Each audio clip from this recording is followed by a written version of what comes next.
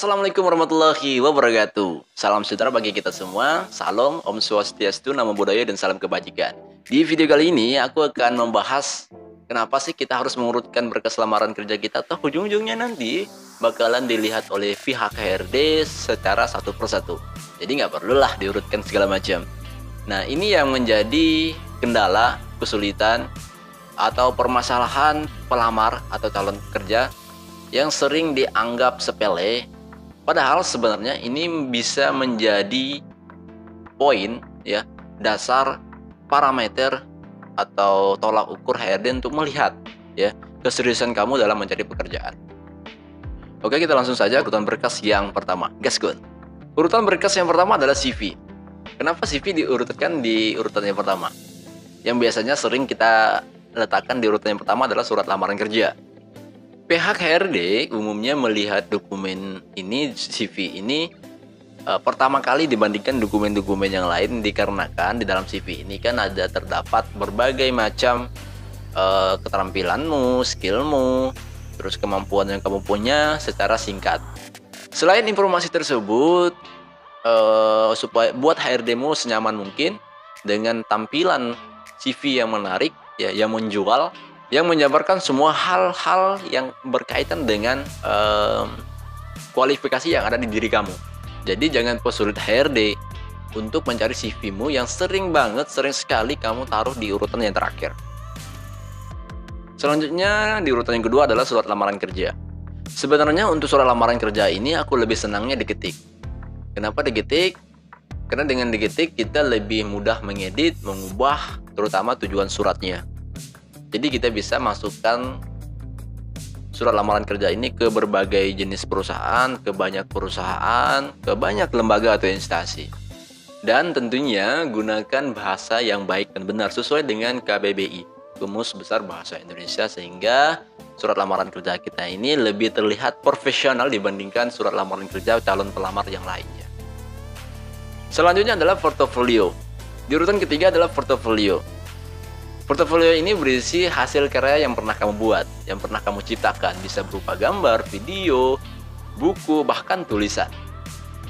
Portofolio ini harus dibuat spesifik mungkin, sedetail mungkin, dan sebaiknya dibuat sesuai dengan bidang yang kamu lamar.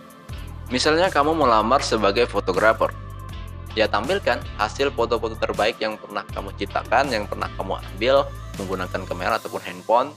Atau kamu melamar pada bidang desain grafis, maka cantumkan software-software yang kamu kuasai dan hasil karya yang pernah kamu buat dengan software tersebut. Selanjutnya adalah bagian keempat, paklaring. Bagi kamu yang sudah pernah bekerja bertahun-tahun, tentunya nggak asing lagi dengan istilah paklaring ini. Tapi sebenarnya adalah isi dari paklaring ini menjelaskan tentang karir kamu, mulai dari awal bekerja hingga masa akhir bekerja. Yang pastinya surat paklaring ini diterbitkan atau dikeluarkan oleh perusahaan tempat kamu bekerja sebelumnya, yang pada akhirnya kamu memutuskan untuk bekerja di tempat perusahaan yang lain. Urutan berkas yang kelima adalah surat pengalaman kerja. Surat keterangan lamaran pekerjaan ini tentunya sangat mendukung kamu untuk mencari pekerjaan. Yang tentunya setiap perusahaan itu pasti lebih memilih calon karyawan yang punya banyak pengalaman dalam bekerja. Maka dari itu aku sarankan sebaiknya kalian melampirkan surat pengalaman kerja ini ketika kalian melamar di perusahaan tertentu, di perusahaan yang ingin kalian tuju, yang kalian inginkan. Selanjutnya adalah yang keenam, ijazah. Nah, pastikan ketika kamu melampirkan ijazah dan transkrip nilai ini sudah dilegalisir oleh pihak kampus atau sekolah. Tujuannya adalah untuk meyakinkan HRD bahwa kamu benar-benar lulusan dari universitas tertentu atau sekolah tertentu sebagai bukti yang sah dan diakui. Selanjutnya adalah SKCK.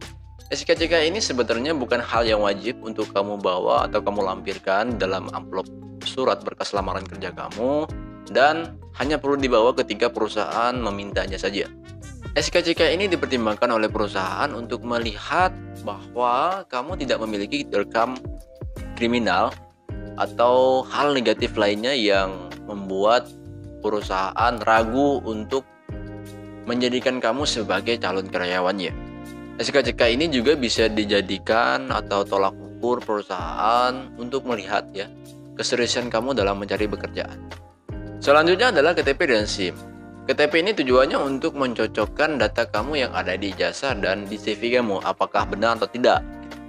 Sedangkan SIM itu tujuannya untuk melihat apakah kamu bisa mengendarai kendaraan sendiri. Yang diharapkan oleh perusahaan adalah ketika kamu pergi bekerja itu menggunakan kendaraan sendiri untuk menghemat waktu dan efisiensi transportasi. Yang ke-9 adalah sertifikat. Pengalaman organisasi dan kompetisi yang sering kamu ikuti itu bisa menjadi nilai plus bagi perusahaan untuk memilihmu sebagai calon karyawan. Karena tidak sedikit pula perusahaan yang membutuhkan sertifikat TOEFL dengan nilai sesuai dengan kebutuhan perusahaannya. Jadi sertifikat ini menjadi poin plus bagi kamu dan perusahaan untuk memilihmu menjadikan sebagai karyawan di perusahaan tersebut. Semakin banyak sertifikat yang kita miliki, artinya semakin banyak pula kegiatan yang pernah kita ikuti.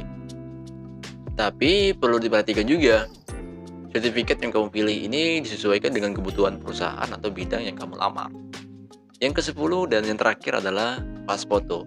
Nah, kriteria pas foto ini tentunya berbeda-beda ya antara perusahaan satu dengan perusahaan yang lain. Maka aku sangat menyarankan untuk kalian menyiapkan berbagai kriteria foto sekaligus dari ukurannya, baik itu 2x3, 3x4 atau 4x6. Bahkan latar belakangnya juga disesuaikan merah atau biru. Tapi biasanya kebanyakan perusahaan itu membutuhkan ukuran pas foto 4x6 dengan latar belakang merah. Dan usahakan juga menggunakan pakaian yang rapi, misalnya jas dengan dasi untuk cowok, sedangkan cewek menggunakan daster. Sorry, bercanda. Maksudnya adalah blazer, ya khusus yang wanita, cewek. Itulah tadi urutan berkas lamaran kerja yang harus kamu persiapkan, yang harus kamu lampirkan, mulai dari CV hingga pas foto. Buat kamu yang saat ini sedang mencari pekerjaan, pastikan kamu sudah mengurutkan berkas-berkas dokumen kamu dengan baik dan benar, dan melengkapi dokumen-dokumen persyaratan yang lengkap ya bray.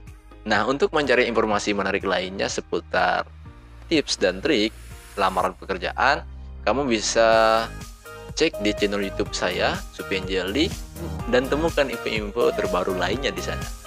Good luck and never stop trying. Goodbye.